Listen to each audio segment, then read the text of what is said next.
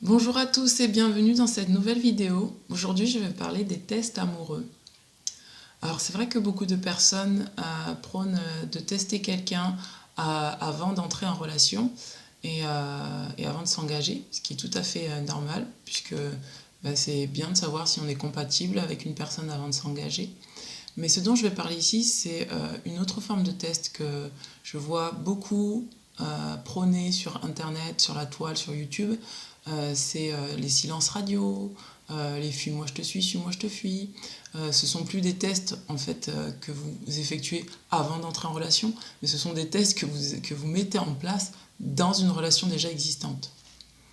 Alors pourquoi, pour moi, ces tests sont clairement qu'il n'y a pas de mieux pour finalement construire une relation.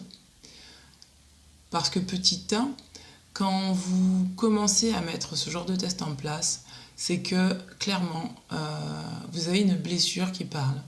Une blessure peut-être d'abandon, une blessure de rejet, une blessure de trahison, une blessure d'humiliation, une blessure d'injustice, et que vous souhaitez finalement récupérer une personne ou vous souhaitez faire en sorte que cette personne, par exemple en testant le fuis-moi je te suis-moi je te fuis, soit accro à vous, parce que tout simplement vous vibrez la peur en fait.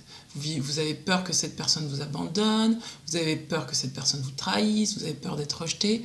Enfin bref, tous ces tests-là, pour moi, sont clairement établis à partir de notre partie égotique finalement, qui souhaite finalement ne pas souffrir. Et alors, ne pas souffrir sur une illusion, hein, sur des illusions, sur des choses qu'on a vécues dans le passé qui ne sont pas forcément actifs maintenant, à l'instant T. Et donc ces tests, en fait, sont juste là pour finalement récupérer l'autre, pour pouvoir créer en fait le manque chez l'autre personne et pour pouvoir la posséder. Alors pourquoi ces tests, pourquoi ces tests ne sont pas compatibles si on veut avoir une relation saine et une relation durable? Tout simplement parce que si vous êtes dans ce genre de relation et que vous mettez ça en place, ce que vous créerez chez l'autre personne, ça ne sera pas de l'amour inconditionnel, ça sera juste de l'attachement. Cette personne finalement va revenir vers vous parce qu'elle sera juste attachée à vous. Peut-être qu'elle va vous aimer un petit peu, mais ça sera plus de l'attachement plus que de l'amour. Ce sera plus parce que vous lui manquez. Ça sera sans doute peut-être même de la dépendance affective.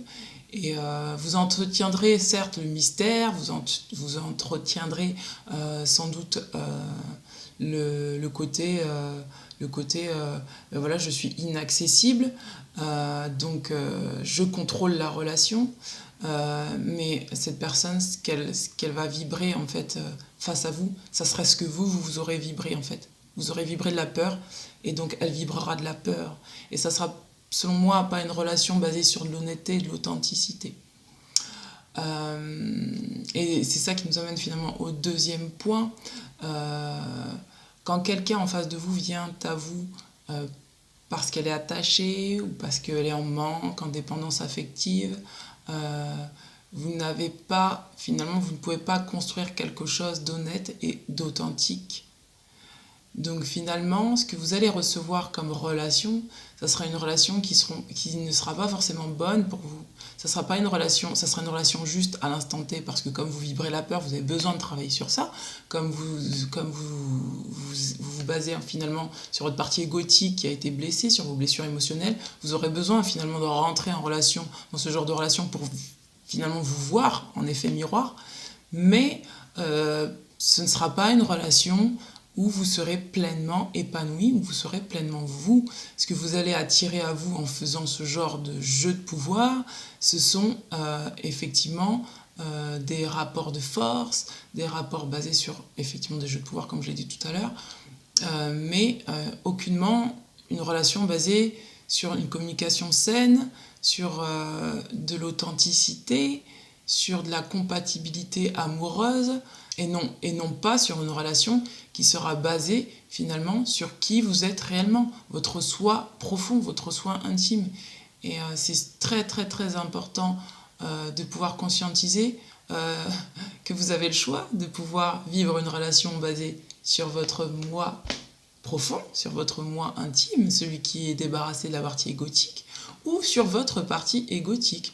Donc vous avez le choix finalement de laisser parler votre peur, laisser parler vos peurs et vos blessures et entrer en relation de façon toxique, parce qu'il n'y a pas d'autre mot, c'est toxique pour vous, ou d'entrer dans des relations où vous êtes authentique et sincère, et peu importe si la personne elle part ou elle part pas, peu importe. Vous savez que vous êtes vous-même et vous savez que ce que vous apportez à l'autre, c'est vous, votre authenticité, et que vous êtes un cadeau pour l'autre. Alors comment on arrive finalement à se sécuriser et à entrer dans une relation amoureuse de façon saine et à vraiment entretenir quelque chose de sain et épanoui? La première chose à faire, c'est de vous aimer vous d'abord. Et en vous aimant vous d'abord, vous allez pouvoir présenter à la personne l'être que vous êtes, parce que vous êtes fier de qui vous êtes et parce que vous êtes authentique. Vous êtes authentique avec vous-même, donc vous pourrez être authentique avec la personne avec qui vous êtes.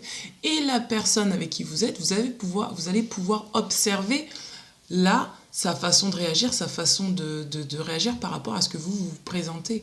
Et à ce moment-là, vous saurez si vous pouvez vraiment construire quelque chose avec cette personne ou pas du tout.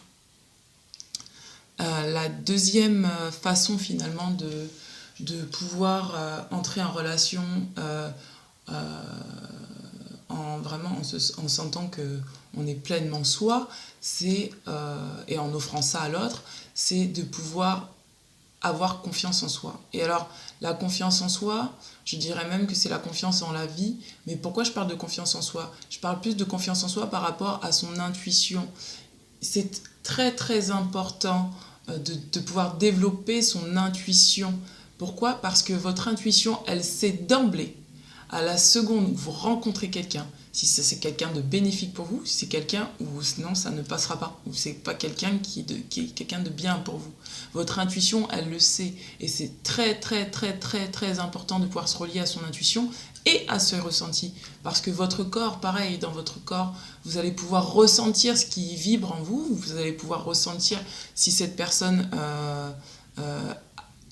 arrive avec une approche énergétique qui est bonne pour vous, ou au contraire arrive avec une approche où vous sentez l'âme du conquérant, vous sentez que la personne veut vous posséder.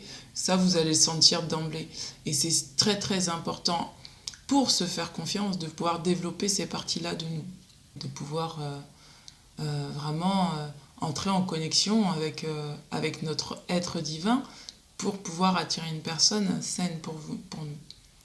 Par conséquent, si vous souhaitez vraiment vivre une relation authentique, une relation basée sur de la transparence et de l'honnêteté, soyez vous-même honnête et transparent avec vous-même, et vraiment de ne pas mettre ce genre de stratégie en place qui ne pourra vous attirer que des personnes qui seront en accord avec ces stratégies-là, c'est-à-dire des stratégies basées sur la peur et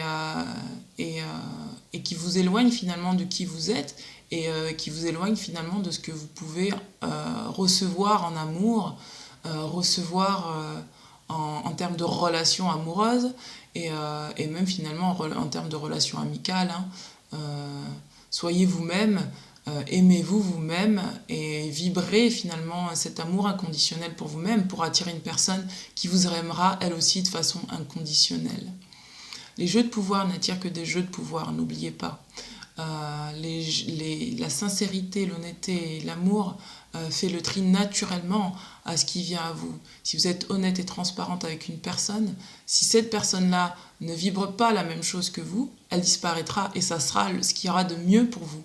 Et ça sera aussi à votre partie égotique d'accepter finalement que ce qui part de votre vie, c'est que ce n'est pas compatible avec vous finalement. Et que ce qui rentre dans votre vie, c'est ce qui est compatible avec vous à l'instant T. Il n'y a pas non plus à juger finalement ces stratégies, parce qu'on met tous ces stratégies-là en place, on est tous passés par là, et finalement c'est ce qui nous permet vraiment de pouvoir acter, décider à l'intérieur de nous ce que nous désirons réellement construire avec une personne, et ce que nous désirons vraiment vibrer dans une relation amoureuse, et pas que, vibrer aussi dans une relation amoureuse aussi avec nous-mêmes, parce qu'il n'y a rien de plus beau que d'être amoureux de soi d'abord, avant d'être amoureux d'une personne. Vous ne pouvez pas être amoureux d'une personne vraiment avec toute votre authenticité, toute votre vibration si vous ne vous connaissez pas vous-même et si vous n'apprenez pas vous-même à vous aimer entièrement dans toutes les parties et dans toutes les parts que vous êtes. C'est-à-dire que ce soit les parties ombres que les parties lumière. Et accepter déjà vos parties ombres et vos parties lumière vous permet finalement d'attirer à vous une personne qui sera capable de vous accepter tel que vous êtes. Et tel que vous êtes, ça veut dire ne pas porter de masque et être juste vous, comme vous êtes. Et offrir ça à l'autre. Et lui permettre lui aussi de vous offrir ce qu'il est. C'est-à-dire son authenticité et l'être qu'il est avec ses parties ombres et ses parties lumière. Voilà, j'espère que cette vidéo vous aura plu et je vous dis à très bientôt. Si vous avez besoin de soins énergétiques, n'hésitez pas à me contacter. Je me tiens à votre disposition pour tout ce qui est blocage énergétique dans l'aura et acceptation de soi. Merci à vous. Bonne journée. Ciao, ciao, bye bye.